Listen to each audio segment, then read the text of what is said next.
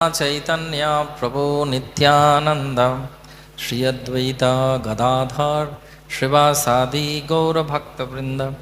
हरे कृष्णा कृष्णा कृष्णा हरे हरे, हरे राम राम राम हरे हरे।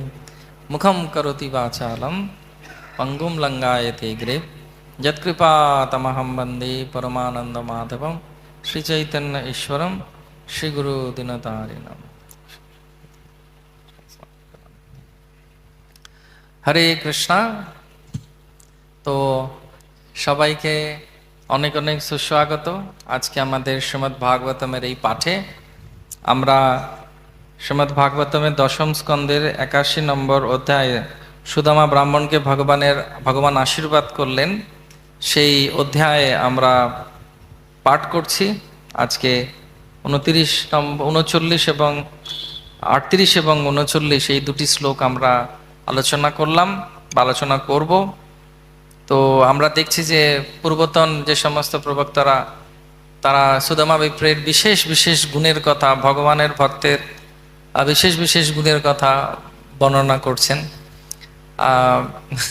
সারা বিশ্বে বিদিত হচ্ছে কৃষ্ণ সুদামার এই লীলা। তো ভগবানের সম্পর্কে বলতে গেলেই ভগবান তার ভক্তকে ছাড়া থাকতে পারেন না, এবং সেজন্যে অনেক জায়গায় দেখবেন অনেক নাটক হয়, পুতুল নাচ হয়, তারপরে আলোচনা সভা হয়। এই সুদামা এবং কৃষ্ণের মধ্যে বন্ধুত্ব যেটা তাদের হয়েছিল কোথায় না, ওনার সন্দীপনী মুনির আশ্রমে, অবন্তিপুর অর্থাৎ বর্তমান উজ্জয়ন বলে যে শহর, সেখানে। কারা কারা উজ্জয়নে গেছেন গুরুকুলে কৃষ্ণের? ওকে, আমরা গেছি। এবং সেখানে কৃষ্ণ, বলরাম আর আরো অনেকে ছিল, কিন্তু এই তিনজনকে প্রমুখ রাখা হয়েছে। ভগবানের সম্পর্কে, ভগবানের সংস্পর্শে যারা আসেন এবং ভগবানের জন্যে যারা এইভাবে ভগবত ভক্তি করেন যেভাবে সুদামা করছেন, তারা সবসময় উপস্থিত। তাদের কীর্তি সবসময় তাদের কে বাঁচিয়ে রেখেছে। এটা হয়তো 5000 বছর আগেকার কথা, কিন্তু যেহেতু তারা কৃষ্ণের সঙ্গে সংযুক্ত, কৃষ্ণের সঙ্গে সম্পর্কিত এবং কৃষ্ণের জন্য কিছু করেছেন, সেজন্য তারা সম্পূর্ণরূপেই কৃষ্ণের মতোই, তারা কৃষ্ণের মতোই খুব জগৎ বিখ্যাত। সেজন্য চাণক্য পণ্ডিত একটা শ্লোকে বলছেন, চলত চিত্তম চলত বিত্তম চলত জীবন যৌবনম চলাৎ চলত ইদম সর্বম কীর্তির যস্য স জীবতি। পৃথিবীতে সবকিছু হচ্ছে ক্ষণভঙ্গুর, দেহ চলে যাবে, যেমন দেহ থাকবে না, যৌবনে চলে যাবে, কিছুদিন থাকে তারপর চলে যায়। দেহিনস্মিন যথা দেহে কৌমারম যৌবনম যারা, কৌমারম যৌবনম যারা। হ্যাঁ, তো চলত চিত্তম চলত বিত্তম, বিত্ত অর্থাৎ অর্থও চলে যাবে, সবসময় থাকবে না, শরীরের সঙ্গে সঙ্গে সবকিছু ত্যাগ করতে হবে। চলতে জীবনে যৌবনম, চিত্ত খুব চঞ্চল, ওটাও চলে যায়, সবসময় স্থির থাকে না। কীর্তির জেসে সজীবতে, কিন্তু যখন কেউ ভগবানের জন্য কোনো কিছু করে এবং ভগবানের ভক্তি করে, আজকে দেখুন কত বছর পরেও আমরা সুদামা এবং কৃষ্ণের কথা আলোচনা করছি। এর মাঝখানে কিন্তু অনেকে এসে গেছে ভারতবর্ষে, শক, হুন, পাঠান, মোগল, আর কারা, ডাচ, ফরাসি, ইংরেজ, কিন্তু তবুও আমরা এখনো পর্যন্ত ওনাদের গুণগাথা করছি, কারণ এটা আমাদের ভারতবর্ষের এটি বিশেষ কৃপা আমাদের উপরে। ভারত ভূমিতে হইল মনুষ্য জন্ম, যার জন্ম সার্থকেরই করো পর উপকার। তো সেজন্য আজকের এই যে বিশেষ শ্লোকটি যেটা নিয়ে আজকে আমরা আলোচনা করব, প্রত্যেকটি শ্লোক শ্রীমদ্ ভাগবতমের অত্যন্ত উল্লেখযোগ্য। তো আজকের শ্লোকটিও খুব উল্লেখযোগ্য এই কারণে, যেখানে একটা অদ্ভুত কথা বলা হচ্ছে। আমরা সবাই জানি ভক্তরাম যজ্ঞ তপসাম সর্বলোক মহেশ্বরম সুরিদাম সর্বভূতানাম জ্ঞাত মাম শান্তিম ঋচ্ছতি। ভগবানকে সবাই ভালোবাসেন, ভগবান নিজে বলছেন তিনি হচ্ছেন ভোক্তা। ব্রহ্মা বলছেন ঈশ্বর পরম কৃষ্ণ সচ্চিদানন্দ বিগ্রহ অনাদিরাদি গোবিন্দ সর্ব কারণ কারণম। শ্রীমদ্ ভাগবতমে বলা হচ্ছে এতে চাংস কলাপুংস কৃষ্ণস্তু ভগবান স্বয়ং ইন্দ্রিয়রি ব্যাকুলম রথে লোকে মৃড়য়ন্তি যুগে যুগে। ভগবান নিজে বলছেন পরিত্রাণায় সাধুনাম নাশায় চ দুষ্কৃতাম ধর্ম সংস্থাপনার্থায় সম্ভবামি যুগে যুগে। তা এত কিছু বলার পর, সবকিছু হবার পর এখানে সুখদেব গোস্বামী বলছেন ভগবান আবার ব্রাহ্মণদেরকে পুজো করেন, খুব ব্রাহ্মণকে খুব ভালোবাসেন। কুন্তী মহারানী সেজন্য কুন্তী মহারানী শিক্ষায় বলছেন, কুন্তী মহারানী শ্রীমদ্ ভাগবতমের দশম স্কন্ধে, প্রথম স্কন্ধে নয়, সরি, আই থিঙ্ক প্রথম স্কন্ধে কুন্তী মহারানী বলছেন নমো ব্রহ্মণ্য দেবায় গো ব্রহ্ম, একটু জোরে বলতে পারেন, নমো ব্রহ্মণ্য দেবায় গো ব্রহ্মণ্য হিতায় চ জগদ্রীতায় কৃষ্ণায় গোবিন্দায় নমঃ। তো ভগবান নাম নিয়েছেন গোবিন্দ, তার কারণ কি? গো এবং ব্রাহ্মণের যিনি হিতকার। তো ভগবান তিনি নিজে বলছেন যে আমি আমার ভক্তকে, আমি আমার এই সমস্ত ব্রাহ্মণদেরকে, ব্রাহ্মণ মানে যারা ভগবানকে সম্পূর্ণরূপে সমর্পিত করেছেন, সে সম্পর্কে আমরা পরে আলোচনা করব। সেই জন্য দেবাদিদেব মহাদেবও বলছেন আরাধনা নাম সর্বেশাম বিষ্ণুর আরাধনাম পরম তস্মাৎ পরতো দেবী তদীয়ানাম সমশ্চরম। অর্থাৎ আরাধনার মধ্যে শ্রেষ্ঠ আরাধনা হচ্ছে বিষ্ণু আরাধনা করা, তার থেকেও শ্রেষ্ঠ আরাধনা হচ্ছে তার ভক্তের আরাধনা করা। জগন্নাথের মন্দিরে যারা যারা যেয়েছেন, জানি না লোকাল বা যারা স্থানীয় তারা জানে, জগন্নাথ মন্দিরে তিনি থাকেন কি বলে লক্ষ্মী বোন আর ভাইকে নিয়ে, সুদর্শনকে নিয়ে। জগন্নাথেরও ইষ্টদেব আছে। জগন্নাথের ইষ্টদেব মানে উনি যাকে পুজো করতে চান। প্রত্যেকজন বাড়ির কর্তার একটা ইষ্টদেব থাকে। তো তো আনন্দবাজার আর কৈরি বেঙ্গটোর ভেতরে যদি বাইরে যাওয়া যায়, সেখানে ডান দিকে জগন্নাথের ইষ্টদেব আছে। জগন্নাথের ইষ্টদেবকে শিব। এখানে ওখানে মান্যতা আছে, কারণ উনি আছেন ওখানে একজন গৃহকর্তা রূপে। তো তিনি, ওনাকে বলা হয়, পুরীতে সবাই মানে যে ওনার হচ্ছে জগন্নাথের ইষ্টদেব। সে একই জিনিস এখানে বলা হচ্ছে। শ্রী চৈতন্য মহাপ্রভুও বলছেন চৈতন্য চরিতামৃতেতে, মোর ভক্ত না পূজে মোরে পূজে মাত্র, দাম্ভিক সেই না হয় মোর কৃপার পাত্র। তো ঠিক সেরকম ভাবেই আমাদের ছিল প্রভুপাদ, যিনি ইসকন বানিয়েছেন, তো তিনিও বলছেন যে আমি ইসকন তৈরি করেছি। অনেক জায়গায় উনি উল্লেখ করেছেন যে ব্রাহ্মণ তৈরি করার জন্য আমরা ইসকন তৈরি করা হয়েছে, ব্রাহ্মণ তৈরি করার জন্য। তো ব্রাহ্মণকে সেই সম্পর্কে ভগবান নিজে বলছেন। আমরা অনেক সময় ভাবতে পারি যে ব্রাহ্মণকে, তাই না? তো সেজন্যে এখানে 18 নম্বর অধ্যায় ভগবান 42 নম্বর শ্লোকে বলছেন, 18 অধ্যায় মোক্ষ যোগে ভগবত গীতার, সম দম তপশ্চ শৌচম খ্যান্তি রাজমেব চ জ্ঞান বিজ্ঞান নাস্তিক্য ব্রহ্মকর্ম স্বভাবজম। খুব ভালো করে মন দিয়ে শুনুন। অনেক সময় আমরা ভাবতে পারি যে ব্রাহ্মণকে, যার গলায় পইতে আছে, সরস্বতী পুজোর সময় বাংলায় খোঁজে না ব্রাহ্মণ, সকালবেলা ও ঠাকুর মশাই একটু পুজো করে দিয়ে যাও না। ঠাকুর মশাইও বলছে না না, ওখানের পুজোটা করে আসি, তারপরে আমি পুজো করব তোমাদের। ওনাকে পাওয়া গেল না, আরেকজনকে ধরা গেল, এই তোমার পইতে আছে? হ্যাঁ পইতে আছে। তাহলে কি পইতে থাকলেই ব্রাহ্মণ হয়ে যায়? তো ভগবান সেজন্যে সব গুণ মোক্ষ যোগে ব্রাহ্মণ ক্ষত্রিয় বৈশ্য শূদ্রের গুণ বলছেন। কোন ব্রাহ্মণকে ভগবান ভালোবাসেন, ঠিক আছে?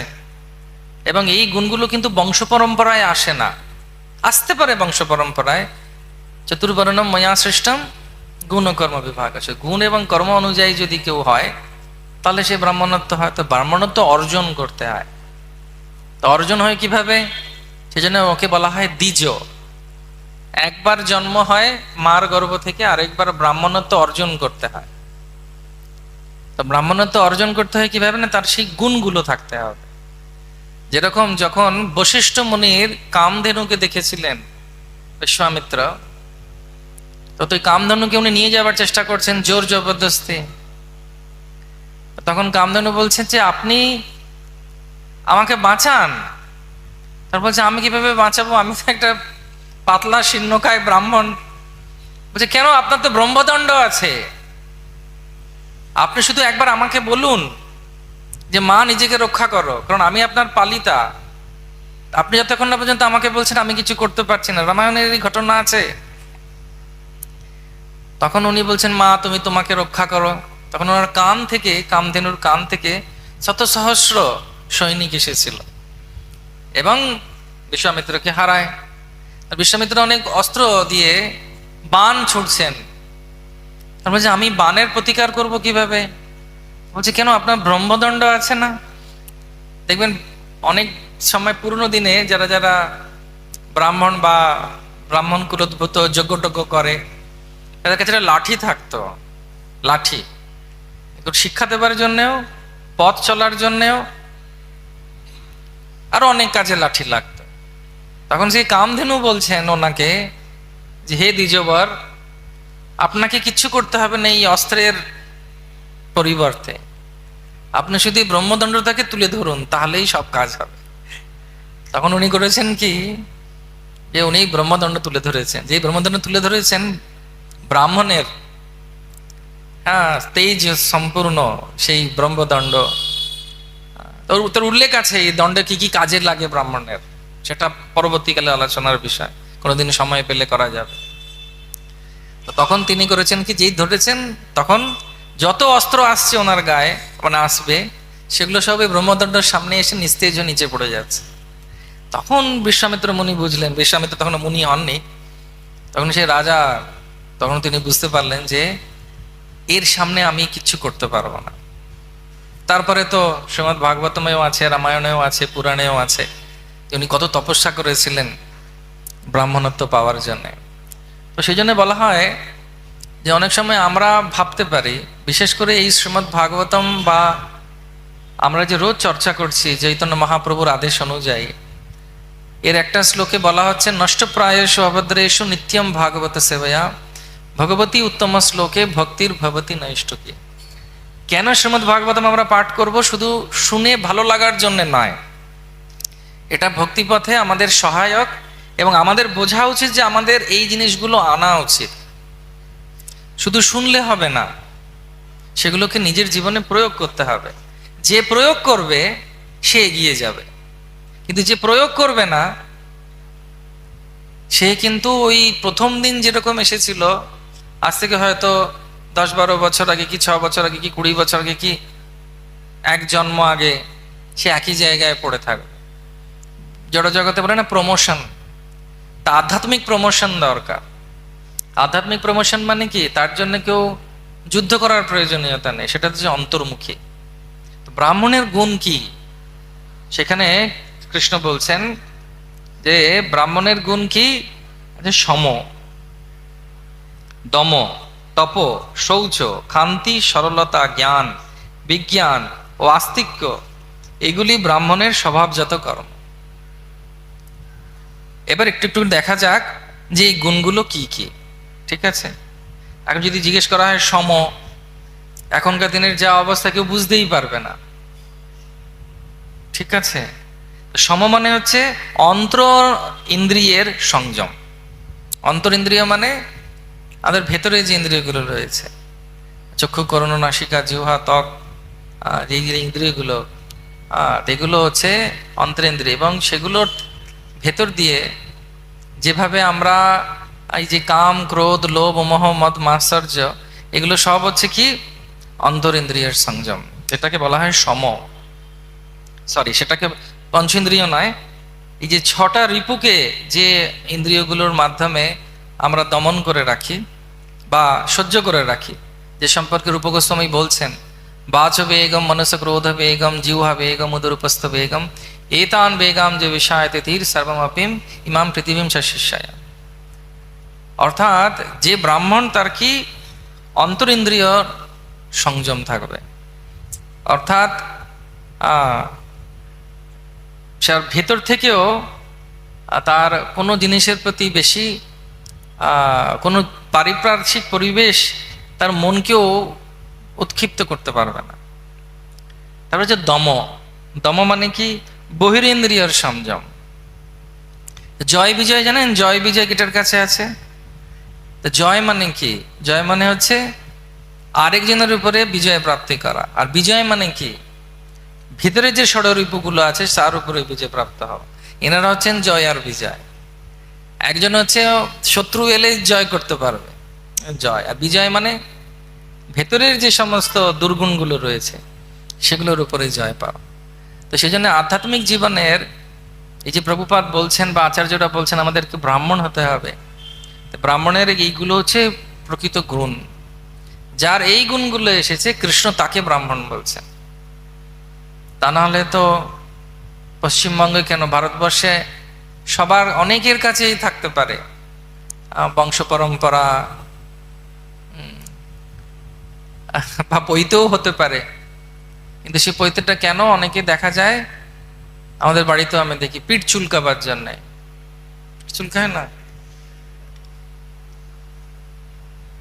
প্রকৃত অর্থ বুঝতে পারে না যে ব্রাহ্মণের যে পৈতে সেটা হচ্ছে এই গুণগুলো। যতগুলো দড়ি থাকে না, রশ্মি, সেগুলোকে বলে উপবিদ। উপবিদ মানে হচ্ছে তার এই গুণগুলো এসেছে বলে তাকে এই গুণগুলো দেওয়া হচ্ছে। প্রথম ক্ষেত্রে গুরুগুলো যখন যায় 3টে থাকে, তারপরে 6টা, তারপরে 9টা, এইভাবে দেওয়া হয়, তাদের এই গুণগুলো থাকে। তা একটা হচ্ছে অন্তরিন্দ্রিয়র সংযম, আর হচ্ছে বহিরিন্দ্রিয়র সংযম। বহিরিন্দ্রিয় মানে আপনাকে কেউ উৎপাত করছে তবুও কিন্তু আপনি সহ্য করে রয়েছেন। অনেকে চাইছে আপনাকে কথা বলাতে, এই তোর নামে এরকম বলো, তুই কিছু বলবি না, বল। কিন্তু যে ব্রাহ্মণ হবে সে জানবে যে স্থান কাল পরিস্থিতি অনুযায়ী কি বলা উচিত, কি বলা উচিত না। সেজন্য দেখবেন যত খুব প্রবীণ বৈষ্ণবদেরকে দেখবেন, অবশ্যই তারা নিশ্চয়ই অবশ্যই তারা ব্রাহ্মণ উচিত, তারা কম কথা বলে। কারণ ব্রাহ্মণের একটা বড় গুণ হচ্ছে যে সত্যিকারের যে ব্রাহ্মণত্ব পেয়েছে, সে যা বলবে না সে সবার জন্য মঙ্গলকারী হবে এবং তার প্রভাব আছে। ব্রহ্মবাক্য মুখ দিয়ে বেরিয়ে গেছে, ব্রাহ্মণের মুখ দিয়ে বেরিয়েছে, কারণ ভগবান খুব ভালোবাসেন এই কারণে, তাদের এই গুণ আছে বলে। বোঝা যাচ্ছে? প্রথম গুণটি কি? সম, অর্থাৎ অন্তরিন্দ্রিয়ের সংযম। তারপরে দম মানে কি? বহিরিন্দ্রিয়ের সংযম। তারপরে হচ্ছে তপ। তপ মানে হচ্ছে তপস্যা। ব্রাহ্মণের একটা গুণ হচ্ছে সে তপস্যা করতে পারে। এখন লোকে জিজ্ঞেস করতে পারে কিরকম তপস্যা করতে পারে, সে কিরকম তপস্যা করতে পারে? প্রকৃত তপস্যা কি? অনেক রকমের তপস্যা হয়। সকালবেলা ঘুম থেকে ওঠা, মঙ্গলারতি আসা, ভগবানের জন্য অর্চন করা, নির্দিষ্ট যে নাম আছে সেগুলোকে সংখ্যাপূর্বক শেষ করা, নিয়ম পালন করা, একাদশী পালন করা, বা কি বলে অন্যান্য যে উৎসবগুলো আছে সেই উৎসবগুলো পালন করা। তপস্যা হচ্ছে একটা বড় গুণ, সেটা হচ্ছে ব্রাহ্মণের থাকা উচিত। শৌচম, শৌচম মানে খুব পরিষ্কার পরিচ্ছন্ন হওয়া উচিত ব্রাহ্মণকে। আমি অনেক সময় দেখি অনেকের অনেক বড় বড় নখ, সবাই দেখছে নিজের নখটা কত বড় হয়েছে। তো এগুলো কিন্তু বাহ্যিক হলেও এগুলো দরকার আছে। যে ব্রাহ্মণ হবে তার পৈতে চকচক করবে, কণ্ঠি চকচক করবে, হ্যাঁ, সে নিজে পরিষ্কার পরিচ্ছন্ন থাকবে, ছেঁড়া বস্ত্র পরবে না, এর গুণ আছে। বস্ত্র যে ছেঁড়া সেরকম বস্ত্র পরবে না। না, একে অপরকে দেখার দরকার নেই, আমরা সেই পর্যায়ে পৌঁছাইনি এখনো, পৌঁছাবো। শুনে শুনে শুনে শুনে শুনে একদিন হয়ে যাবে, নিরাশা হবার দরকার নেই, ঠিক আছে? এখন অনেকের যেমন চুল বড় বড় নেই, ছোট হয়ে গেছে, এটা একটা বড় জিনিস। সেটা একটা শৌচতার প্রথম জিনিস এসেছে। যে স্নান করবে কতবার সে সম্পর্কে বলা আছে। তো সেই জন্য অনেকের মনে হতে পারে যে এগুলো দরকার আছে কি, কৃষ্ণকে মনটা পেলেই তো হয়, আর কি দরকার আছে? তা নয়, ভগবান বলছেন এগুলো দরকার আছে। শৌচম, সকালবেলা ওঠা, স্নান করা, বেশি ঘেমে গেলে স্নান করা। যেন নিবাস প্রভুকে দেখেছেন কি পরিচ্ছন্ন, পরিষ্কার। আমি প্রভুর কিছুদিন সেবা করার সুযোগ হয়েছে, ইচ্ছা আছে যদি সুযোগ পাওয়া যায়। যদি না পালক পড়তে প্রভু ছিনিয়ে নেন। তো প্রভুকে দেখেছি, প্রভু কি সুন্দর পরিষ্কার পরিচ্ছন্ন থাকেন। এই জন্য আমাদেরকে অনেক সময় আমরা বলি, অনেক বড় বড় কথা বলি অনেক জনকে, আগে নিজের চিন্তা করা উচিত যে আমি শৌচম, শৌচম মানে যে যে মাদুরে শুচ্ছি বা যে খাটে শুচ্ছি সেটা পরিষ্কার আছে কি, যে ঘরে থাকছি সেটা পরিষ্কার আছে কি। প্রভুপাদ এক জায়গায় বলছিলেন, প্রভুপাদ যাচ্ছেন মর্নিং ওয়াকে, তো হঠাৎ দেখছেন একজন লোক স্নান করে গঙ্গা থেকে উঠছেন। তখন বাবা প্রভুপাদ বলছেন ইনি ব্রাহ্মণ। এখন সবাই জিজ্ঞেস করেছে কেন, বলছে ওর লোটাটা দেখেছো, লোটা মানে যাদের ঘটিটা চকচক করছে, এই ব্রাহ্মণ। প্রভুপাদের উপরে অনেক জোর দিয়েছেন, ক্লিনলিনেস ইজ গডলিনেস, পরিষ্কার পরিচ্ছন্নতা আমাদের মন্দিরে এলে কত ভালো লাগে, এটা হচ্ছে ব্রাহ্মণোচিত। তাই জন্য শৌচম, শৌচম মানে হচ্ছে কথাও যেরকম ভালো বলতে হবে, ব্যবহারও যেরকম ভালো বলতে থাকতে হবে। অনেকের এরকম ভাবধারা হয় ভক্তিতে এলে অনেক সময়, হ্যাঁ কি আছে, কার চুল, শরীরটাই তো আমার নয়, সেদিন চলে যাবে সব, তুমি অমনি আছো কিন্তু তুমি তো বৈষ্ণবদের কষ্ট দিচ্ছ, তোমার গায়ে যা গন্ধ বেরোচ্ছে, তুমি চান করছো না, তুমি যে কাপড় পরছো সেদিকে তাকানো যাচ্ছে না, তাহলে তুমি বলছো কিভাবে ব্রাহ্মণ হবে। তাই জন্য ওই যুক্তিটা সম্পূর্ণরূপে খারিজ করতে হবে। যেরকম যা ইচ্ছে করলাম, ফাটা জামা পরে বৈরাগ্য, কিচ্ছু নেই, শরীরটা তো একটা কিচ্ছু না বললে হবে না। মনটাই সব না, মন তখন পবিত্র হবে যখন বাহ্যিকভাবেও আমরা পবিত্র হব। এই যে বস্ত্র, ভালো নতুন বস্ত্র রোজ পরতে কেউ বলছে না, কিন্তু যদি পরিষ্কার পরিচ্ছন্ন বস্ত্র কেউ পরে, সেটা হচ্ছে শৌচতার গুণ। তাহলে কটা গুণ হলো ব্রাহ্মণের, কে কে বলতে পারবে? সম, দম, তপ, শৌচ। ক্ষান্তি, ক্ষান্তি মানে হচ্ছে সহিষ্ণুতা। মাত্রা স্পর্শস্তু কৌন্তেয় শীত উষ্ণ সুখ দুঃখদা আগাম পায়ানি ততম তিতিক্ষস্য ভারত। সহ্য শক্তি, সহিষ্ণুতা। সহিষ্ণুতা কি রকমের? ভেতরের সহিষ্ণুতা আর বাহ্যিক সহিষ্ণুতা। ভেতরের সহিষ্ণুতা হচ্ছে যে যেরকম উৎপীড়ন হচ্ছে বা কেউ হয়তো ভেতরে কিছু খুব খিদে পেয়েছে, তবু সে সহ্য করে রয়েছে, যে না ঠিক সময় উপবাস ভাঙলে, উপবাস যখন শেষ হবে তখন আমি প্রসাদ গ্রহণ করব। বা অনেকে কেউ কিছু এসে বলছে, যেমন কালকে আমি এখানে জব করছিলাম, আমাকে অনেকে জিজ্ঞেস করছেন কুপন কোথায় পাওয়া যাবে, প্রসাদ কোথায় পাওয়া যাবে। আমি যদি আজ থেকে 15 বছর আগে হতাম, আমি একটু বকা দিয়ে দিতাম, কেন আপনারা আমার কাছে আসছেন কেন, অন্য কোথাও যান, জিজ্ঞেস করুন। কিছু লাভ হয়েছে কালকে দেখলাম। কিরকম? আমি ওদেরকে বললাম ওই দিকে চলে যান, অমুক ভক্ত আছে ওনার সঙ্গে কথা বলুন। তো সেই জন্যে কিছু না কিছু সহ্য করতে হবে। ব্রাহ্মণ যে সহ্য করার ক্ষমতা রাখে।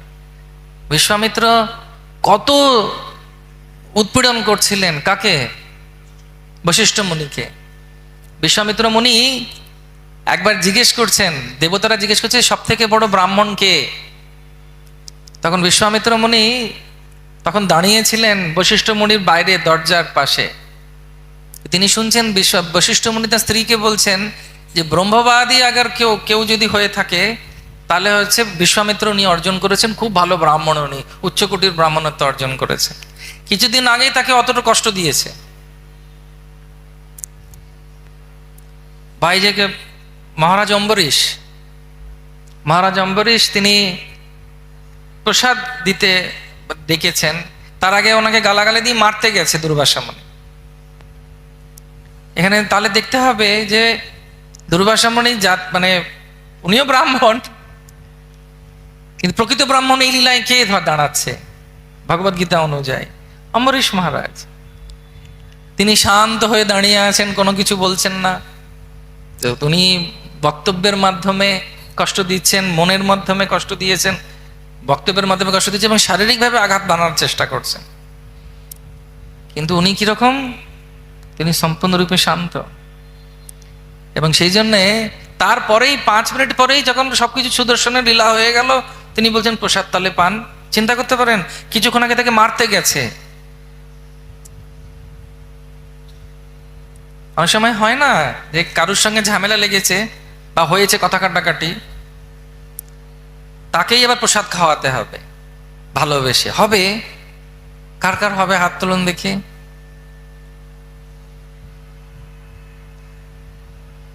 সবাই দয়ালু নিতাই প্রভুকে দেখছে যে চিন্তা করুন কোন কোন কোন স্তরের সহ্য শক্তি থাকতে হবে। সেই জন্য ভগবান ভালোবাসেন, ভগবানের ভালোবাসা পাওয়া তো সোজা নয়। তো সেই জন্য যে ব্রাহ্মণের কথা বলা হচ্ছে, তো সহ্য করতে হবে। আমরা যখন ছোট ছোট কারণের জন্য কত উৎক্ষিপ্ত হয়ে যাই, কথা বলে ফেলি, হ্যাঁ মুখ আছে মানে ওরও একার মুখ আছে নাকি, আমিও বলবো, আমারও জীব আছে, আমিও কথা বলতে পারি। তখন ব্যাপারটা হচ্ছে যে আমাকে বুঝতে হবে তাহলে কি আমার ব্রাহ্মণত্ব এসেছে, মনে যা হলো না, সম দম শৌচাম খান্তি। খান্তি মানে হচ্ছে সহ্য কর। সহ্য যদি না করবে কেউ টিকতে পারবে না কোথাও, জড় জগতেও আধ্যাত্মিক জগতে।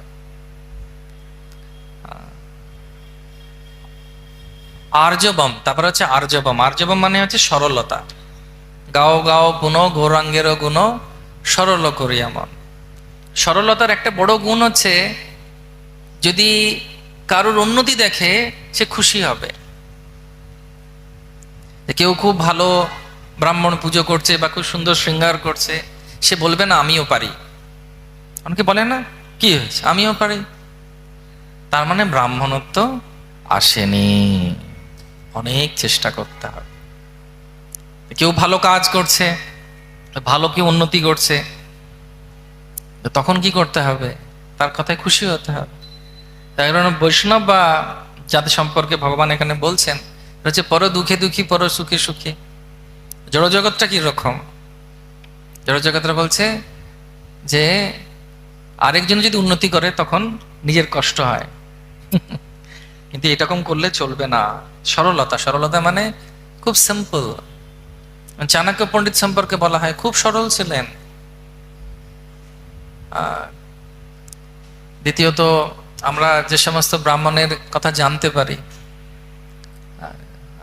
অবন্তী ব্রাহ্মণ থেকে আরম্ভ করে অনেক লীলা আছে অনেক ব্রাহ্মণদের, তো তারা খুব সরল হন। প্রভুপাদ এটা চান আমাদেরকে যে আমরা ব্রাহ্মণত্ব অর্জন করি, সিম্পল লাইফ লিড করা, আরেকজনকে সরলভাবে দেখা। অনেক সময় আমি দেখি অনেকে পারমুটেশন কম্বিনেশন, এইটা বললো তাহলে আমি কি উত্তর দেব। আমাকে অনেক সময় অনেকে পাঠায় লেখা, প্রভু আমি একটা এরকম পরিস্থিতির মধ্যে রয়েছি, উনি আমাকে এই জিনিস বলেছেন, আমার কি উত্তর দেওয়া উচিত, এই উত্তর দিলে উনি কি উত্তর দিতে পারেন। আমি যে অত চিন্তা করো না, হরিনাম করো। সরল হতে হবে, যে সরল তার কোনো অসুবিধা নেই, সবাইকে সে ভালোবাসতে পারবে। সরলতা। তারপরে হচ্ছে জ্ঞানম, শাস্ত্রীয় জ্ঞান। শাস্ত্রীয় জ্ঞান থাকার লাভ কি, যেটা সার্বভৌম ভট্টাচার্যের হয়েছিল। তিনি শাস্ত্রীয় জ্ঞান রেখেছিলেন বলে বুঝতে পেরেছিলেন যে ব্যক্তি অজ্ঞান হয়েছে সে সাধারণ নয়, তার মধ্যে অষ্টসাত্ত্বিক বিকার রয়েছে, তার মানে নিয়ে একজন হয় মহাপুরুষ, তার মানে বিশেষ কোনো ব্যক্তিত্ব। ওনার যদি জ্ঞান না থাকতো উনিও ভুল করতেন, অন্যান্যদের মধ্যে যারা মারতে এসেছিল। তো সেই জন্যে জ্ঞান থাকার খুব প্রয়োজন আছে। শিল প্রভুপাদ বলছেন 3টে জিনিস 4টে জিনিস ভক্তের ন্যূনতম জানা উচিত: সিদ্ধান্ত, রান্না, একটু কীর্তন, আর গাড়ি চালানো। এটা বিদেশের জন্য, কারণ না রান্না করবে, গাড়িতে রান্নাটা নেবে, ভোগ লাগিয়ে যাবে, করতাল বাজিয়ে কীর্তন করে ফিলোসফি দিয়ে একটু প্রসাদ খাইয়ে প্রচার করে চলে আসবে, হরি বল। তো সেজন্য বলা হচ্ছে যে শাস্ত্রীয় জ্ঞান থাকা উচিত। সেজন্য আমাদের ভক্তি শাস্ত্রী, ভক্তি বৈভব, ভক্তি সার্বভৌম ন্যূনতম মাত্রায় প্রভুপাদের গ্রন্থগুলো, ভগবদ্গীতা, শ্রীমদ্ ভাগবতম, চৈতন্য চরিতামৃত, চৈতন্য ভাগবত পাঠ করা উচিত। শাস্ত্রীয় জ্ঞান না থাকলে অনেক সময় ভুল করার প্রবণতা আসে। সেই শাস্ত্র করে কি আমাদের অস্ত্রের মতো সাহায্য করে আমাদের। এটা ব্রাহ্মণের একটা গুণ, সে পড়তে ভালোবাসে। কি পড়তে? শাস্ত্র চর্চা করতে, ভগবান সম্পর্কে জানতে। বিজ্ঞানম, বিজ্ঞান মানে তত্ত্ব উপলব্ধি। শুধু শাস্ত্র জেনেই হবে না, সেটাকে উপলব্ধি করতে হবে। যে উপলব্ধিটার কথা কে করেছিলেন? না ব্রাহ্মণ পত্নীরা করেছিলেন। শ্রীমদ্ ভাগবতমে তাদের উল্লেখ আছে, দয় জিজ পত্নী জয় নাগকন্যাগণ ভক্তিতে যাহারা পাইল গোবিন্দচরণ। সার্বভৌম ভট্টাচার্যের ভুল হয়েছিল একটা দিকে, তত্ত্ব বুঝতে পারেননি। সেই জন্য তিনি তার বোনের বর মুকুন্দ, গোপীনাথ আচার্য, তার সঙ্গে তর্ক করছিলেন যে ইনি মহাপ্রভু কৃষ্ণ নন। কিন্তু তাদের তত্ত্বজ্ঞান হয়ে গেছে, তারা জানেন কোনটা কি জিনিস এবং কে কি রকম। সেই জন্য তাদের কাছে কোনো অসুবিধা হচ্ছে না, কিন্তু ইনি বুঝতে পারছেন না। সেই জন্য খুব সূক্ষ্মাতি সূক্ষ্ম ব্যাখ্যা আছে। সেজন্য বলা হচ্ছে যে বিজ্ঞান অর্থাৎ তত্ত্ব উপলব্ধি করতে হবে। তারপরে হচ্ছে আস্তিক্যম। আস্তিক্যম মানে কি? আস্তিক্যম মানে হচ্ছে ধর্মপরায়ণতা। ধর্মপরায়ণতা মানে কি? যে কোনো স্থানে যা কিছু হোক না কেন সে তার ধর্মকে ত্যাগ করতে পারবে না। এটা হচ্ছে ব্রাহ্মণের গুণ। অনেক লোভ দেখালেও তাকে বলা হবে এটা করে দাও, ওটা করে দাও, তোমাকে এটা দেবো, তোমাকে ওটা দেবো। যেমন শিল প্রভুপাদকে একজন বলছেন, খুব বড় একজন নেতা, আপনি না চা খাওয়াটা একটু অনুমতি দিয়ে দিন, তাহলে দেখবেন অনেক শিষ্য হবে আপনার। হরে কৃষ্ণ। চাটা না দার্জিলিং টি, আসাম টি, আমরা শুনেছি ছোট থেকে, দেখেছি। আগেকার দিনে লোকে যখন বাড়িতে যেত শরবত খাওয়াতো, ঘোল দিত। এখন বাড়িতে এলে যাকে যাক। তো সেই জন্যে প্রভুপাদ তখন বলেছিলেন যে আমার অনেক তারার দরকার নেই, একটা চাঁদ হলেই হবে। তো কোনো পরিস্থিতিতেই সে ত্যাগ করবে না। কি ত্যাগ করবে না? না ধর্মকে কোনোদিন ত্যাগ করবে না। ধর্ম সংস্থাপন হেতু সাধুর ব্যবহার, ধর্মকে সংস্থাপন করার জন্য সাধুর ব্যবহার করতে হবে। তো সেই জন্যই যা আমরা আলোচনা করছি, যে কৃষ্ণ বলছেন যিনি সুদামাকে খুব ভালোবাসেন এবং সুদামার মতো ব্রাহ্মণদেরকে তিনি পুজো করেন। কেন তিনি পুজো করেন? তার কারণ একটা হচ্ছে যে ভগবান যে ধর্ম প্রতিষ্ঠা করতে চাইছেন, এই সমস্ত ভক্তের মাধ্যমে সেই ধর্মের সংস্থাপন হয়। যেরকম যুধিষ্ঠির মহারাজ কি কৃষ্ণ বলেছিলেন যে আমি তোমাকে রাজা করছি, তার কারণ জানো? তার কারণ হচ্ছে তুমি আমার মতো করে, আমি যে যেতে চাইছি সেইভাবে রাজ্যভার শাসন করো। ঠিক সেই রকম ভাবে আমাদের প্রত্যেকের চিন্তা করা উচিত। আমরা অনেক সময় ভাবতে পারি বাউল বাউল বলছে সবাই, বাউল হচ্ছে কঞ্জনা, সারা গায়ে মাখলে তিলক গৌর মেলে না। আমরা সারা গায়ে তিলক মাখি, কণ্ঠি পরি, সেটা বাহ্যিকভাবে দরকার আছে, কিন্তু প্রকৃত উদ্দেশ্যটা কি? যে আমাদের ব্যবহারের মাধ্যমে, আমাদের কথার মাধ্যমে, আমাদের আচরণের মাধ্যমে, আমাদের স্বভাবের মাধ্যমে আমি যেন আরেকজনকে, কৃষ্ণকে ভালোবাসতে শেখাই। সেটা হচ্ছে ব্রাহ্মণের গুণ। এবং সেই সমস্ত ব্রাহ্মণদেরকে কৃষ্ণ পুজো করেন। পুজো করেন মানে সম্মান করেন। এরকম কালকে আমরা শুনছিলাম, প্রভু বলছিলেন কি বলে আমাদের জগন্নাথের বন্ধু মহান্তির কথা। তো ঠিক সেরকম ভাবে আমাদেরকে শিল প্রভুপাদ একটা সুযোগ দিয়েছেন। কিরকম সুযোগ দিয়েছেন? সকালবেলা ঘুম থেকে ওঠা, চোখ এখন একটু বন্ধ হয়ে যাচ্ছে জানি, কিন্তু সকালবেলা ঘুম থেকে উঠলে কি হবে? কত সুন্দরভাবে ভগবানের দর্শন হবে। কোন জায়গায় থাকছি আমরা দেখতে পাচ্ছেন? কি সুন্দর ভগবানের শুভগ্রহ। প্রতিদিন গরম প্রসাদ পাচ্ছি আমরা, প্রতিদিন আমরা ভগবানের ভক্তদের সঙ্গে নৃত্য করছি, এত সুন্দর স্থানে আমরা একে অপরের সঙ্গে সঙ্গ লাভ করছি। তা এত কিছু সুযোগ প্রভুপাদ দিয়েছেন কেন? যাতে আমরা ব্রাহ্মণ হতে পারি। আর ব্রাহ্মণের গুণগুলো কোথায়? না ভগবদ গীতার 18 নম্বর অধ্যায়ের কত নম্বর শ্লোক? 39, রাইট? 42 নম্বর শ্লোকে ভগবান বলছে। তো আমাদেরকে নিজেদের চিন্তা করা উচিত এখন যে আমার এই গুণগুলো এসেছে কি আমার আসেনি। কারণ আমরা অনেক সময় অন্যকে কৃষ্ণ ভক্তি দিতে দিতে নিজেরা ভুলে যাই যে আমাদেরও বড় হতে হবে, অর্থাৎ আমাদেরও এই গুণগুলো আসা উচিত। আমাদেরকে গুণগুলো এসেছে কিনা বুঝবো কেমন করে? নিজের আত্মবিশ্লেষণ করতে হবে। আত্মবিশ্লেষণ মানে নিজেকে নিয়ে চিন্তা করতে হবে।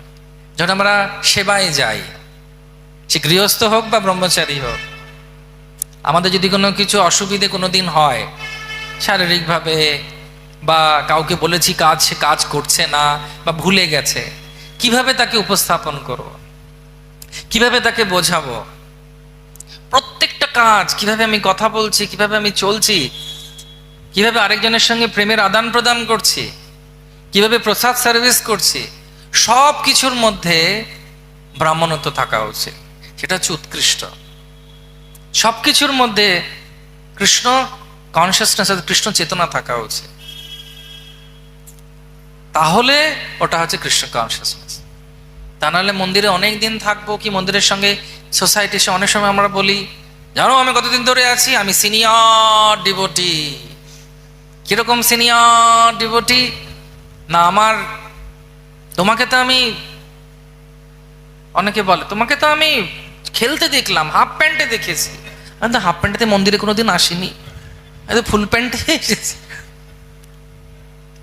কিন্তু যদি নিজের পরিবর্তন না হয় হৃদয়ের, তাহলে ওই প্রভুপাদের আরেকটা বাংলা প্রবাদ বাক্য আছে। প্রভুপাদ বলতেন, গরিব লোক চিচিঙ্গা খায়, শৌচালয়ে যেতে গেলে ঘোড়ায় চড়ে যায়।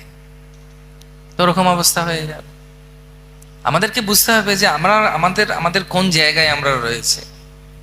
ভগবান সুযোগ দিয়েছে অনেক, এই সুযোগের সদ্ব্যবহার আমরা করছি কিনা। আমি দেখি অনেকে সদ্ব্যবহার করে খুব সুন্দর ভক্ত হয়ে গেছে, আবার অনেককে দেখি এত সুযোগ পেয়েও এখনো বুঝতে পারছে না যে কি ভুলগুলো করছে, বললেও বুঝতে পারছে না। ওটাই হচ্ছে মোহ। অনেক সময় অনেক পদ বা অনেক কিছু সম্মান পেলে মানুষের মদমত্ততা হয়ে যায়, তখন এই গুণগুলো চলে যায়, অর্জিত গুণগুলো চলে যায়। আমি প্রতিবার, জানি না আপনাদেরকে বলেছি কি না, অনেক বছর আগে একবার একটা যাত্রা গেছিল প্রায় ৩,৫০০ ভক্তদেরকে নিয়ে রাধারানীর বার্সানায়। তো প্রচুর গিজগিজ করছে ভক্তরা। হঠাৎ সবাই দেখছি বলছে, এই সরে যা সরে যা, এই সরে যা সরে যা, এই এই চলে যা সরে যা সরে যা সরে যা সরে যা। সবাই বলছে কে না কে আসছে। আমি বলছি কে আসছে, কোনো বড় কেউ হবে হয়তো, সবাই জায়গা দিয়ে দিচ্ছে। তারপর দেখে একটা শুয়োর, শুয়োর শুয়োর শুয়োর মানে পেগ, শুয়োরটা আসছে, ও যাতে কাকে ছুঁয়ে না দেয় সবাই সরে যাচ্ছে। না, আমি চিন্তা করছি শুয়োরটা কি ভাবছে, কি ভাবতে থাকতে পারে। আমি জাস্ট একটা অনুমান করছিলাম যে আমার জন্য ৫,০০০ লোক রাস্তা দিয়ে দিচ্ছে, হরে কৃষ্ণ, দেখো তো আমি কত মহান, আমার জন্য জায়গা ছেড়ে দিচ্ছে, আমাকে কত মানছে। কিন্তু লোকে কেন ছড়ছে যদি না ছুঁয়ে দেয়। সেরকমই অনেক সময় আমাদের এরকম মতিভ্রম হতে পারে। সেজন্য সবসময় ভগবানের কাছে প্রার্থনা করা উচিত। কি করা উচিত? ভগবানের কাছে প্রার্থনা, যাতে আমি বুঝতে পারি আর ভক্ত সঙ্গে থাকতে পারি। একটা খুব সুন্দর শ্লোক আমি অধ্যয়ন করছিলাম, যেখানে আরেকজন সুদামার কথা বলা হচ্ছে। শ্রীমদ্ ভাগবতমে যখন কৃষ্ণ বলরাম মথুরায় গেছেন, তিনি বলছেন, সোহমপি বিভ্রেণ চলং ভক্তিং তস্মিন এব অখিল আত্মনি তদ ভক্তেষু চ সৌহার্দ্য ভূতেষু চ দয়াং পরম।